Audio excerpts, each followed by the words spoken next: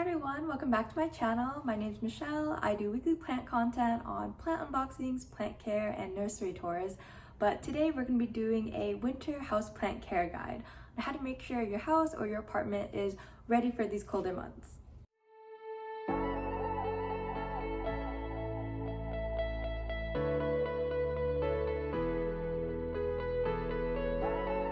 Disclaimer, I live in Southern California, so our winters are really mild here, so please adjust any of my advice to your climate and what your environment is. I am not an expert. I've only been a plant parent for about 2 years, and I just want to share some of the things that I've learned from other plant YouTubers, influencers, Instagram friends, and my own personal experiences. So please, if you have any other tips or tricks, please comment them below so that we can all learn and hope that our plants don't succumb to rot or crispy leaves this winter. Today we're going to be going over 6 different care categories, and I'll break them down in the description box and right here with timestamps so that you can skip around if you need. The number one thing that a lot of people run into during winter is root rot, because there's a lot less sun and there's a lot less heat. So soil dries out a lot slower than usual, so you usually have to adjust your watering schedule or your environment to make sure that you don't accidentally overwater and cause the roots to just rot in the soil, and usually don't realize until it's too late. Alright, number 1, we'll start with plant hardiness zones. So the USDA hardiness scale is something used by farmers and landscapers to compare relative climates across the US. The US is divided into 13 different hardiness zones based on average climate during the winter. If you ever look at the back of a plant tag or something and it has a zone something there, that usually means that plant will best thrive year-round in that zone particularly. This is useful because you can look up your zone and what plants do well there and what plants you need to take in for the winter so they don't get hurt by the frost outside. When asking someone for plant advice, if they say they keep their Hoyas outdoors all year long throughout the winter, you can ask them what zone they're in to make sure that they're not from like zone 10A or 10B, which is Southern California, where most of our plants can stand being outdoors the entire year. Knowing your hardiness zone can be really useful in knowing how to acclimate your plants after shipping them from elsewhere, or to know what plants can survive outdoors and survive the frost over the winter or not. I'll link a website in the bio where you can just enter in your zip code and find out what zone that you're in. And then based on that, you can Google either a specific plant, what zone they thrive in, or you can just check your plant tags if they come with them. This is also important when you're shipping plants so you know whether or not you need a heat pack for wherever you're shipping it to or wherever you're buying it from. Alright, so based on all of that and your plant hardiness zone, take your plants inside so they won't survive the frost in the winter, and if you live in a warmer climate such as Southern California, you can probably leave them outside and they'll be fine if they're a little bit hardier and have thicker leaves. Alright, number 2 is watering schedules. So because there'll be a lot less sun and a lot less heat, your soil will dry out a lot slower than it usually does. The best advice I can give to any plant parent is super obvious, but I feel like it definitely needs to be said. It's to just check if your plants need water before watering them. And what I mean by that is, I know a lot of people go off of watering schedules like every 10 days or every Sunday is a watering day or something. But when you do that, you run the risk of overwatering or underwatering because you're not checking up on your plant's needs and responding to them when they need water. Because it's winter, you'll have to adjust your watering schedule. Like if a plant usually can go 7 days without needing water, it might hit almost 14 days without needing water in the winter. You should be watering thoroughly. Every time you water, making sure water runs through the bottom of the pot in the little holes every time you water to make sure that all of the roots are getting the water that they need. You can accurately check your soil's moisture by using one of these moisture meters or your finger to make sure that the soil is as dry as the Sahara Desert before you water it in the winter, because you don't want to risk any type of rot. Or you can wait for it to drop like a dramatic little bee like these plants that obviously show me when they need water because all the leaves start to droop. I don't know if like experts recommend this, but I like to aerate the soil by like stabbing my moisture meter in there once in a while, just to make sure that the soil is not getting too compact and the soil is not too stiff around the roots or anything like that. I do it gently though to make sure I'm not like ripping any roots. I mainly only do it for like the first inch or so to make sure that water is going into the soil and not just running off onto the sides. If it's not too cold in your area already, I would recommend repotting it into something with really well draining soil. I always try to make sure that my soil has a lot of perlite, orchid bark, or pumice to make sure that the soil isn't like too dense and water gets trapped in there for way too long. If you think your plant is suffering from root rot, you'll usually see yellowing leaves or mushy stems. Sometimes plant leaves will just turn yellow like this Pelia here. Just because it's winter, it'll just leave some leaves. It does it every year, nothing to be really concerned about, but always try to check for root rot if you see some yellowing leaves. If you have really mushy brown stems and leaves are just melting out of the soil, then you probably have root rot, and what you can do is you can gently take it out of the pot, clean off all of the dead roots, make sure you only have the healthy white roots left. Please be very, very gentle when you're doing this. I've killed plants because I was way too aggressive while repotting them. So please be really gentle when you do it. After taking it out of the pot, make sure to clean the roots by running it under some water to make sure you're getting off all of the rotted pieces.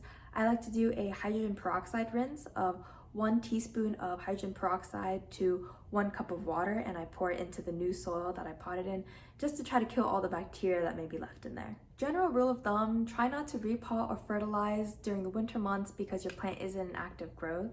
If you absolutely have to repot, I feel like it's fine. People make a really big deal about it. I've repotted in the winter and my plants have been fine. You just have to be really gentle about it and make sure that you're not stressing out the plant too much by repotting it. But if you're suffering from root rot, I definitely think you should repot it with new soil and clean out the roots. So if you do it, just make sure to kind of baby your plant a little bit, give it some extra humidity so that it can kind of recuperate a little bit.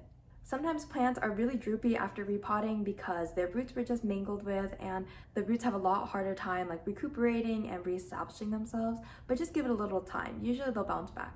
When it comes to fertilizing, try not to fertilize in the winter because, like I said, your plant's not in an active growth season right now, so it could actually burn the roots or burn the foliage if you try to fertilize when it's not growing. Number 3 is warmth for your plants. If you're a big fan of tropical plants or if you're absolutely terrified of root rot like me, warmth is really key to making sure your soil dries out before the root rot sets in. If it's too cold, the soil won't dry out around the roots like it usually does, and then the wet soil will sit around the roots much longer than the plant's used to, which leads to root rot, which is also why it's so common in the winter. To account for this, I try to move my plants away from any cold windows, drafty doors, or any vents or anything like that to make sure that they're not getting hit by any cold air. Especially fragile plants like string of hearts, string of turtles, ruby cascade, or anything like that. Any kind of string plants are really prone to dropping leaves if they're too cold or if they're near a draft. So if you can, move your plants away from those drafty windows or those really cold areas. And I tend to actually bundle my plants together to make them huddle for warmth, which helps by raising the ambient temperature and humidity around them.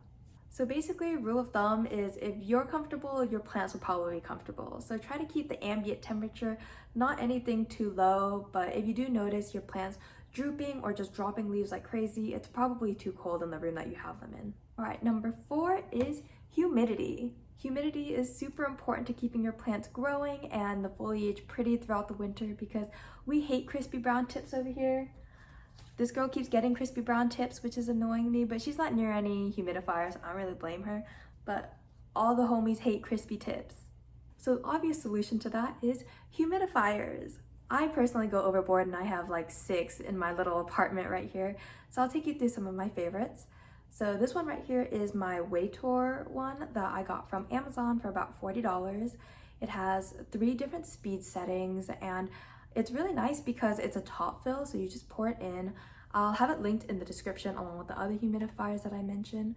But next up is my Elect Homes one, and this was the first humidifier I got. It was quite expensive, but I think it's totally worth it. I mean, look at all of these different controls and different modes you can put it in. There's a sleep mode, you can control the heat, the timer and everything. I think it's super worth it. And if you don't want to get a humidifier, there's also another option called using a pebble tray. So making pebble trays is super easy. All you have to do is get a little plant tray thing. I got mine from Daiso for $1.50. I put some pebbles in it that I got from the dollar store and I just put some water in it. So as the water evaporates around the plant, it'll create a little bit more of a humid environment around the plant. Of course, it's only a tiny bit more humidity, but we're gonna take everything we can get this winter. So speaking of not really making the biggest difference, sadly, misting doesn't really help your plants that much. I was heartbroken to find this out because I love misting my plants. It's my favorite way of procrastinating on homework. I just walk around and spritz everything, but sadly, it only elevates the humidity for just those couple of seconds that you're misting it. Even though the boost of humidity is really temporary, if you like to procrastinate like me, You don't hurt the plant by misting it in the winter. Just make sure to not let the water droplets sit on the leaves themselves for too long, because if you have big water droplets on leaves, that can also cause like fungal infections and rot and stuff like that. So just make sure you have kind of like a fine mist. I actually have one of my favorite misters right here. It's actually like a hairspray mister or something, but it has this like super fine mist, as you can tell, which is really nice, so it doesn't leave any of those really big droplets on the leaves, so I don't really have to worry about that. And also it's just really fun to use, so I'll link this in my bio too, but I would highly recommend doing this. It just makes misting a lot more fun. By creating a nice humid environment for your plants, you're also helping yourself by creating a nice environment for your skin and your respiratory system. So if you can, I would recommend investing in a nice little humidifier, or making a pebble tray, or getting a little mister and running around all day and misting. But definitely, I feel like this is key to keeping your plants growing, even if it's really slowly throughout the winter. All right, number 5 is lighting. If you live in a really dark or gloomy area, or if your house or apartment just doesn't have very many windows, I would highly recommend that you invest in some grow lights around your place. So in my apartment, I have this grow light in my IKEA greenhouse to keep my tropical plants on a nice schedule where they get consistent light throughout the year. And I really like grow lights because I notice burning happens a lot less often with the grow lights, whereas in my east facing window, I still somehow have like crispy tips and like burnt leaves every once in a while. You can get full spectrum LED lights, or you can get grow light bulbs specifically. I'll link the favorites / the ones that I have in my description box as well if you want to check those out. I basically only use it for the fussy plants because most of my plants will kind of just survive in the kind of cloudy weather as long as there's a little bit of sun coming in every once in a while.